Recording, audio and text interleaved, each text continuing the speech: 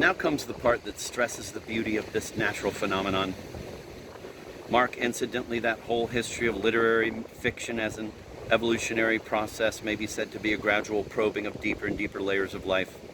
It is quite impossible to imagine either Homer in the 9th century BC or Cervantes in the 17th century of our era.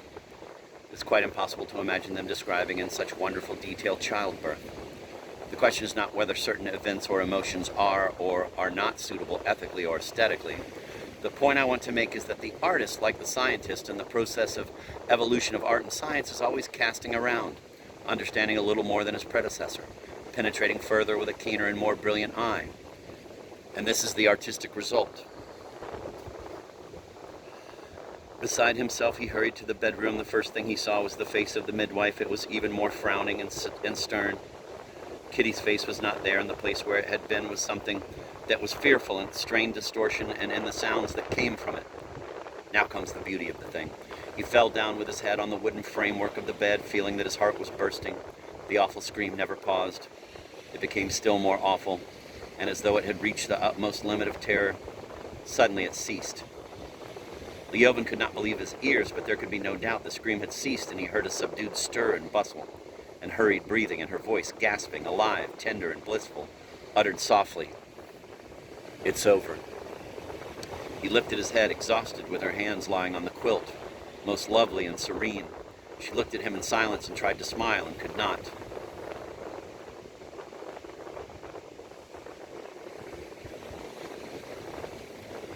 And suddenly, from the mysterious and awful faraway world in which he had been living for the last 22 hours, Leoben felt himself all in an instant borne back to the old everyday world, now flooded by such a radiance of happiness that he could not bear it. The strained strings snapped, sobs and tears of joy which he had never foreseen rose up with such violence that his whole body shook. Falling on his knees before the bed, he held his wife's hand before his lips and kissed it, and the hand, with a weak movement of the fingers, responded to his kiss. The whole chapter is magnificent imagery. What slight figures of speech there are shade into direct description. But now we are ready for a summation by means of a simile. And meanwhile there at the foot of the bed, in the deft hands of the midwife, like a flickering light on the oil of a lamp, there flickered the life of a human being which had never existed before and which would now live and create in its own image. We shall mark later the image of the light in connection with Anna's death. In the chapter of her suicide, death is the delivery of the soul.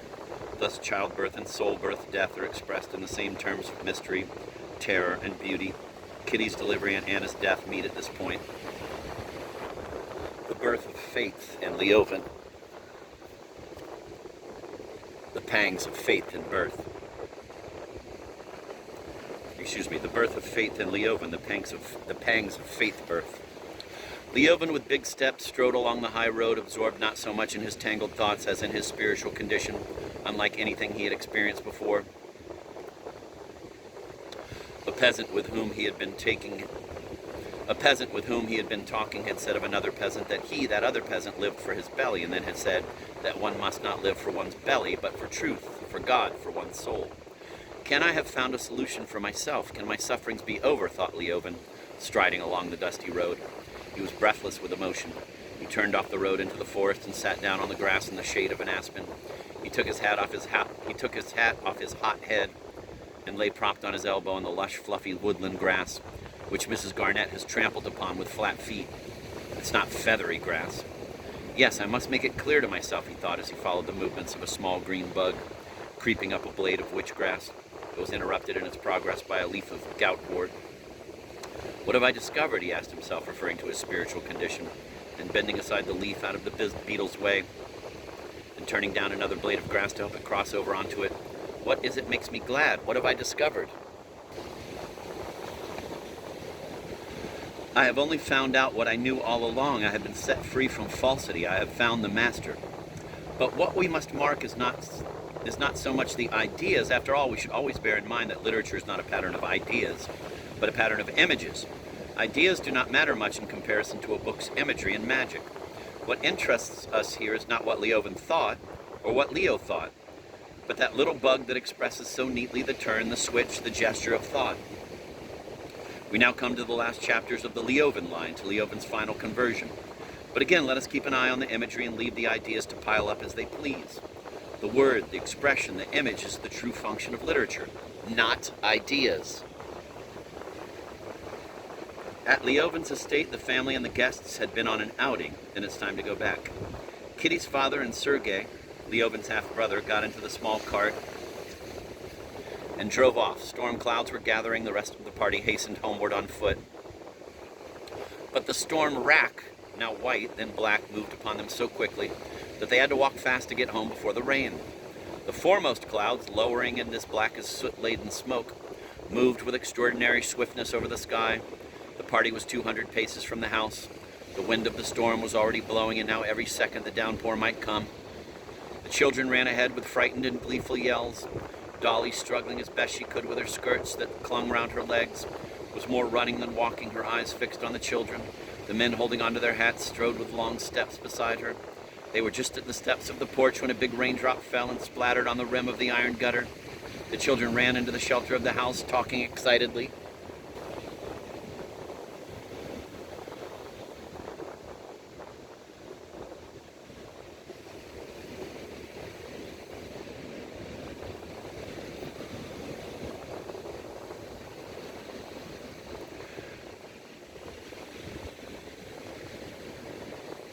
"Is my wife home?" Leovin asked the housekeeper, who had met them in the hall with kerchiefs and lap robes that she was about to send to the picnickers. "We thought she was with you," she said. "And the baby? They must be all in the grove, the nurse too." Leovin snatched up the lap robes and coats and ran towards the grove.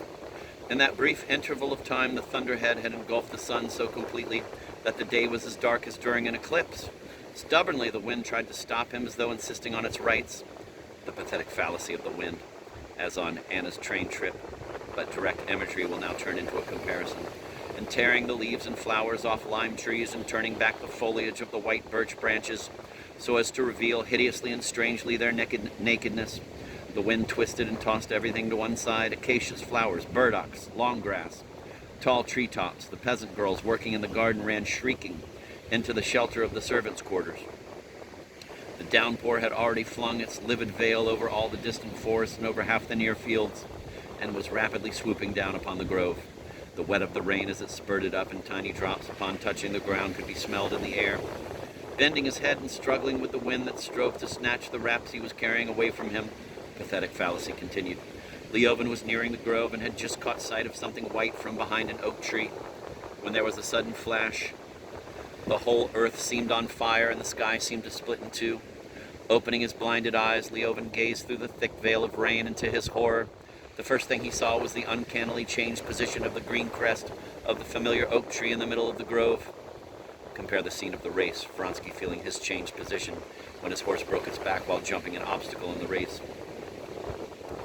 Footnote: the Garnett translation reads, "holding his head bent down before him," end of quote, on which Nabokov fastidiously notes, "Mark that Mrs. Garnett has decapitated the man," end of quote.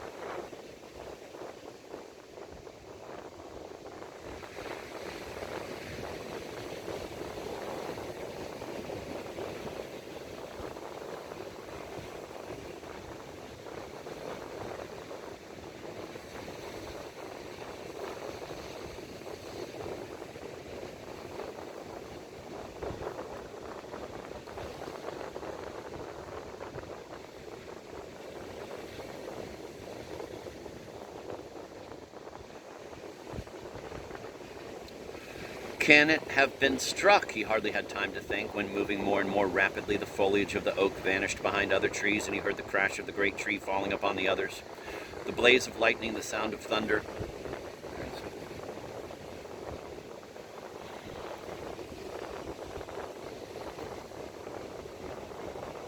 The blaze of lightning, the sound of thunder, and the sudden chill that ran through him were all merged for him in one pang of terror. My God, not on them," he said. And though he thought at once how senseless was his prayer, that the falling oak should not have killed them since it had already fallen, he repeated it, knowing that he could do nothing better than utter this senseless prayer. They were at the other end of the grove, under an old lime tree. They were calling him, two figures in dark dresses. The dresses had been of a light color when they had started out. Footnote: Nabokov interjects, The point of this is, of course, messed up by Garnett, who writes, quote, "They had been light summer dresses when they started out," end of quote.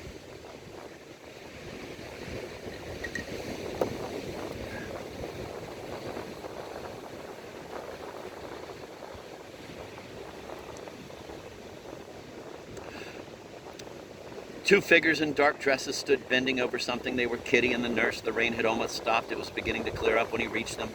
The nurse's skirt was dry, but Kitty was drenched and her soaked clothes clung to her.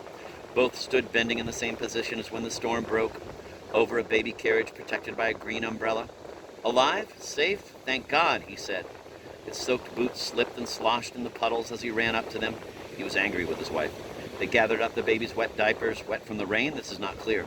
Note how Jove's shower has been transformed into a beloved babe's wet diaper. The forces of nature have surrendered to the power of family life. The pathetic fallacy has been replaced by the smile of a happy family. The baby's bath, quote, "With one hand, Kitty was supporting the head of the chubby baby. He was floating on his back in the bath and diddling his legs. With her other hand, she squeezed the sponge over him, and the muscles of her forearm contracted in measured motion," end of quote. Again, mistranslated by Garnett, who leaves out all reference to the muscles. The nurse, supporting him with one hand under his little belly, lifted him out of the bath, poured a jug full of water over him. He was wrapped in towels.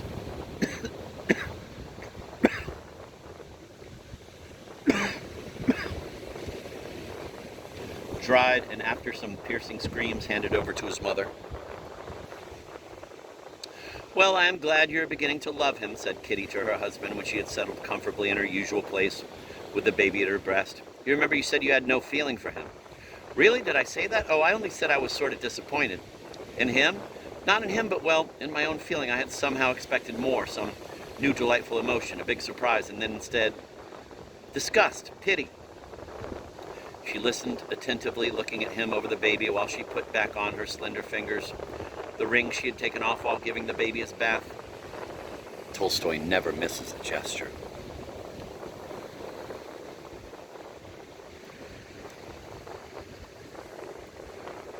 Leovan, on leaving the nursery and finding himself alone, footnote, in a note, Nabokov objects to Mrs. Garnett's phrasing of their opening. In a note, Nabokov objects to Garnett's phrasing of this opening. Quote, "Going out of the nursery and being alone again," end of quote. Leovan, on leaving the nursery and finding himself alone, went back in thought to the blurry something in his mind. Instead of going into the drawing room, where he heard voices, he stopped on the terrace and, leaning his elbows on the parapet, gazed at the sky. It was quite dark now. The south was free of clouds, which had drifted on towards the opposite side. There were flashes of lightning and distant rumbles from that quarter.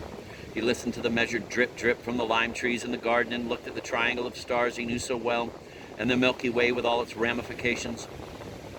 Now comes a delightful comparison to be marked with love and foresight. At each flash, the Milky Way and even the bright stars vanished, but as soon as the lightning died away, they reappeared in their places as though a hand had thrown them back with careful aim. Is this delightful comparison clear? I'm going to reread that line.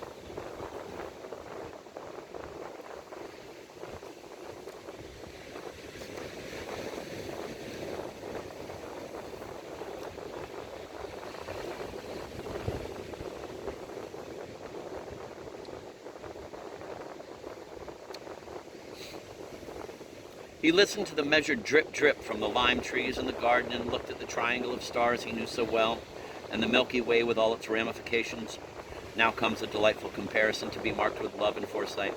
At each flash, the Milky Way and even the bright stars vanished, but as soon as the lightning died away, they reappeared in their places as though a hand had thrown them back with careful aim.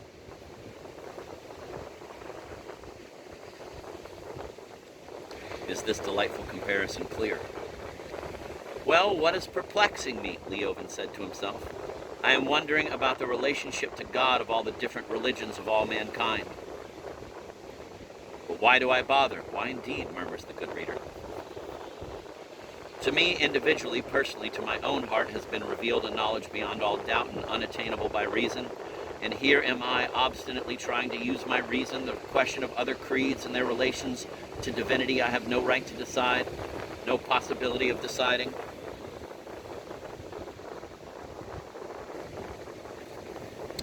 I'm going to reread that paragraph. It's so good. Well, what is perplexing me, Leoben said to himself. I am wondering about the relationship to God of all the different religions of all mankind. But why do I bother? Why indeed, murmurs the good reader. To me, individually, personally, to my own heart has been revealed a knowledge beyond all doubt and unattainable by reason. And here am I obstinately trying to use my reason. The question of other creeds and their relations to divinity, I have no right to decide, no possibility of deciding.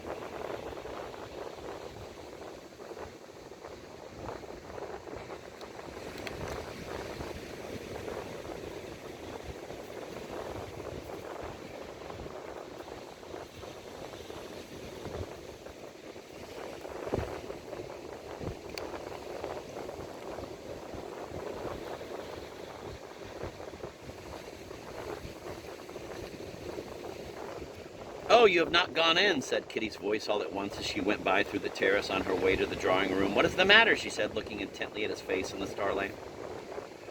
But she could not have seen his face if a flash of lightning had not hidden the stars and revealed it. In that flash, she saw his face clearly, and seeing him happy and calm, she smiled at him. This is the functional after effect of the delightful comparison we have noticed. It helps to clear matters. She understands, he thought. Shall I tell her? Yes. But at that moment, she began speaking. Do me a favor, she said.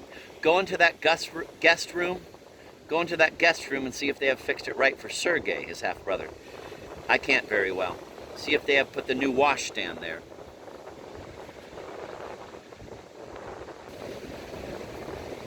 Okay, said Leoben and gave her a kiss. No, I had better not speak of it, he thought. It is strictly for me alone, vitally for me alone, and not to be put into words. This new feeling has not changed me, has not made me happy as I had dreamt it would in regard to that feeling for my child. No surprise in this either. But faith or no faith, this feeling has come to stay. I shall go on in the same old way, losing my temper with the coachman, falling into angry discussions, being tactless. There will still be the same wall of reticence between my soul and other people. Even between me and my wife, I shall still go on blaming her for my own fears and regretting it. I shall still be as unable to understand with my reason why I pray, and I shall still go on praying, but my whole life now, apart from anything that may happen to me, every minute of it is no longer meaningless as it was before. It has acquired now the positive meaning of good, which I have the power to give it.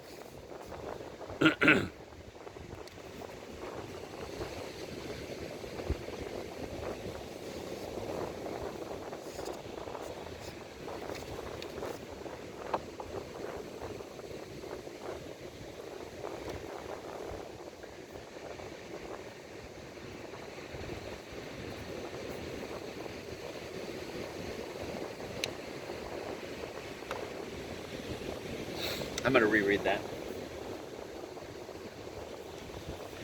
I shall go on in the same old way, losing my temper with the coachman, falling into angry discussions, being tactless. There will still be the same wall of reticence between my soul and other people. Even between me and my wife, I shall still go on blaming her for my own fears and regretting it. I shall still be as unable to understand with my reason why I pray, and I shall still go on praying. But my whole life now, apart from anything that may happen to me, every minute of it is no longer meaningless as it was before. It has acquired now the positive meaning of good, which I have the power to give it.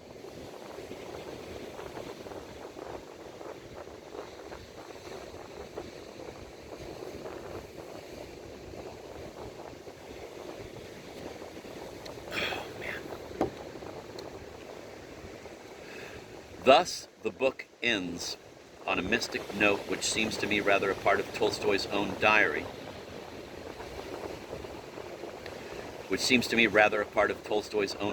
Than that of the character he created. This is the background of the book, the Milky Way of the book, the Leoben Kitty family lifeline.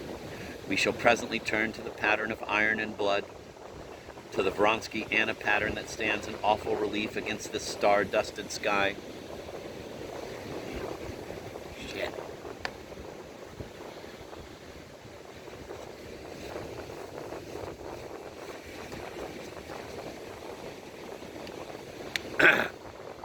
I'll reread that too.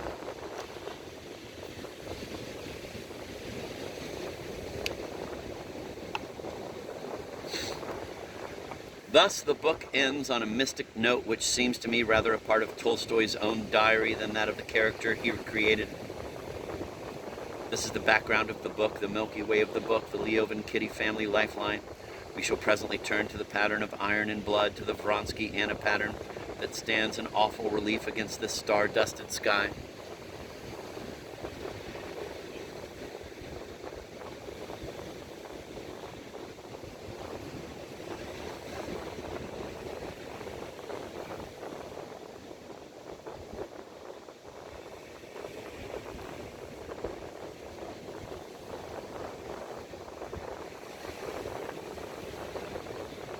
Although he is mentioned earlier, Vronsky makes his first appearance in Part 1, Chapter 14 at the Sherbatskys.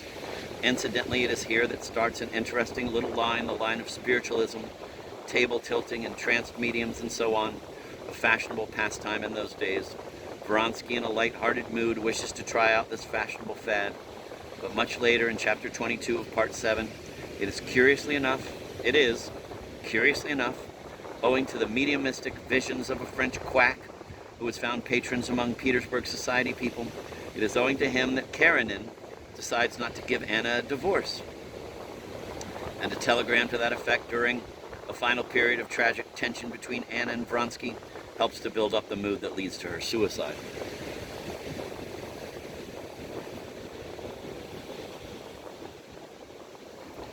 Sometime before Vronsky met Anna, a young official in her husband's department had confessed his love to her, and she had gaily relayed it to her husband. But now, from the very first look exchanged with Vronsky at the ball, a fateful mystery unfolds her life. She says nothing to her sister-in-law about Vronsky's giving a sum of money for the widow of the killed railway guard, an act which establishes, through death as it were, the kind of secret link between her and her future lover.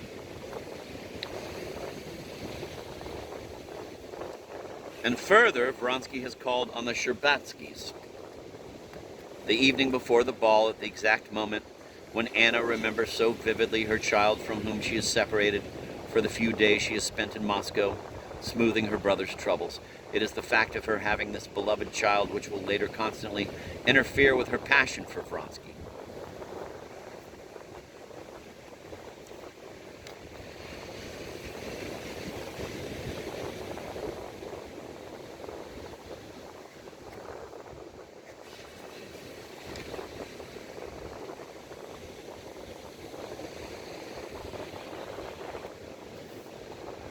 The scenes of the horse race in the middle chapters of Part 2 contain all kinds of deliberate symbolic implications. Firstly, there is the Karenin slant. In the pavilion at the race is a military man, Karenin's social superior, a high-placed general or a member of the royal family, kids Karenin, saying, "And you're not racing," upon which Karenin replies deferentially and ambiguously, quote, "The race I am running is a harder one," end of quote. A phrase with a double meaning, since it could simply mean that a statesman's duties are more difficult than competitive sport, but also may hint at Karenin's delicate position as a betrayed husband who must conceal his plight and find a narrow course of action between his marriage and his career. And it is also to be marked that the breaking of the horse's back coincides with Anna's revealing her unfaithfulness to her husband.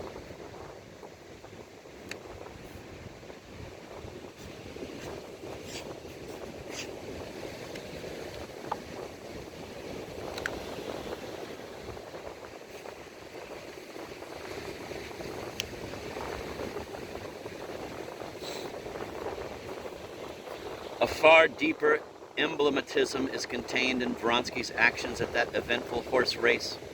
In breaking Frou-Frou's back and in breaking Anna's life, Vronsky is performing analogous acts. You will notice the same lower jaw trembling repeated in both scenes, the scene of Anna's metaphysical fall, when he is standing over her adulterous body, and the scene of Vronsky's physical fall, when he is standing over his dying horse. The tone of the whole chapter of the race, with the building up of its pathetic climax, is echoed in the chapters relating to Anna's suicide. Vronsky's explosion of passionate anger with his beautiful, helpless, delicate-necked mare whom he has killed by a false move, by letting himself down in the saddle at the wrong moment of the jump, is especially striking in contrast to the description that Tolstoy gives a few pages earlier when Vronsky is getting ready for the races. Quote, "He was always cool and self-controlled," end of quote. and then the terrific way he curses at the stricken mare.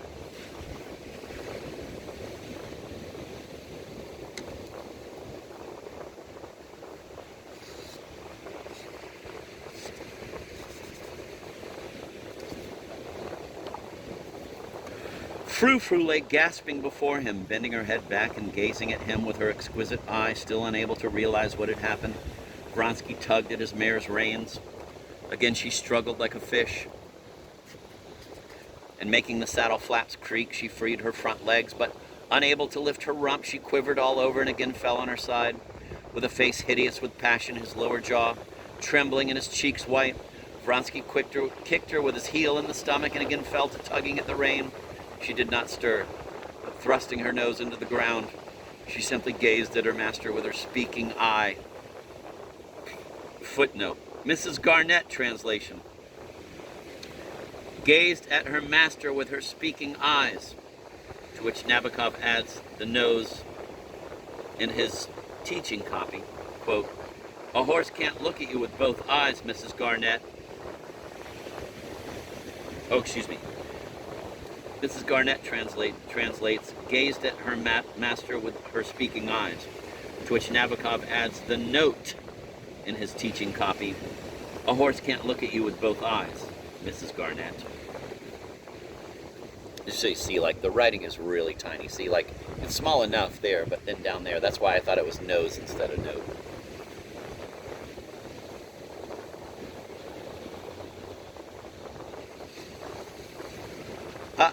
Moaned Vronsky, clutching at his head. What have I done? The race lost, and my fault, shameful, unpardonable. And this poor, lovely creature killed by me. Anna almost died giving birth to Vronsky's child.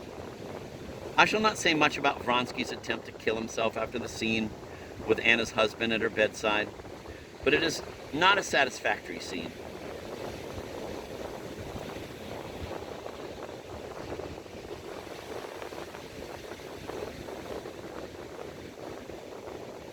I shall not say much about Vronsky's attempt to kill himself after the scene with Anna's husband at her bedside. It is not a satisfactory scene. Of course, Vronsky's motives in shooting himself may be understood. The chief one was injured pride, since, in the moral sense, Anna's husband had shown himself and had seemed to be the better man. Anna herself had called her husband a saint. Vronsky shoots himself much for the same reason as that for which an insulted gentleman of his day would have challenged the insulter to a duel. Not to kill his man, but on the contrary, to force him to fire at him, the insulted one. Exposing himself to the other man's forced fire would have wiped away the insult. If killed, Vronsky would have been revenged by the other's remorse. If still alive, Vronsky would have discharged his pistol in the air, sparing the other man's life and thus humiliating him. This is the basic idea of honor behind duels, although, of course, there have been cases when both men were out to kill each other. Unfortunately, Karenina would not have accepted a duel, and Vronsky has to fight his duel with his own self, has to expose himself to his own fire. In other words, Vronsky's attempt at suicide is a question of honor.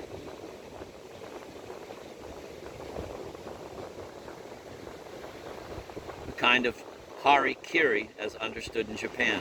From this general point of view of theoretic morals, this chapter is all right.